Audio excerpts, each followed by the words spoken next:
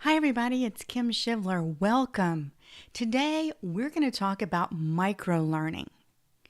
Now, microlearning is something you're probably familiar with, but maybe don't know the terminology. And that happens a lot because most of us didn't just sit around studying education and education philosophy.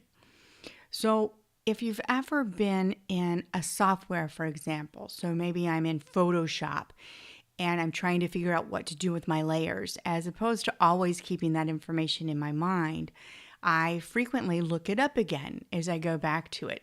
So it's a quick way to look something up and learn it for the minute, and then sometimes dismiss it from my mind, from keeping it in my brain, and the next time I need it, I look it up again. So that's micro learning. That's when we just kind of learn just for the moment, and then we don't really continue to use it, continue to possibly study it or focus on it to where we get it into longer term memory. And many of us do this. In fact, most of us do this.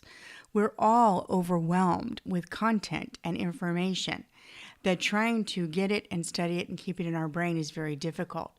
So for little things like task-based information, we normally rely on what I would call, or what is called, microlearning, which is we refer back to it. Now, even if we think back before online, think of your mom and her recipe book, or you or your grandmother and the recipe book. Same thing, right? We don't keep every recipe in our head. When we want to go back and cook that favorite roast or that chicken that we really liked last year, or everybody liked it when I made it, I go back to the book, I look it up, and I go through the steps again. So that's microlearning in an offline world. And when we're building online courses, we might want to think of what are those reference points and how can I build this in so that people can refer back easily. This is one of the reasons when I teach you to build courses that I really push you not just to do video or audio, but if you're doing task-based information, to also include steps, whether that's in a manual or another piece of the course or somewhere where it's easily searchable that people can bring it up so that they've got a good way to refer back to it, to remind themselves of those steps, to go through it again. And that's what's going to help you make an awesome course so that your students get the success they want and you keep building a great brand for yourself as a teacher.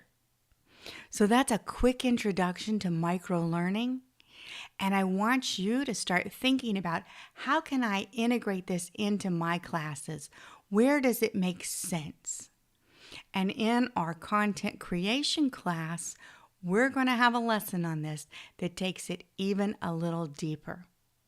This is Kim Shivler. Thank you for joining me today, and look for more microlearning as we go through these classes.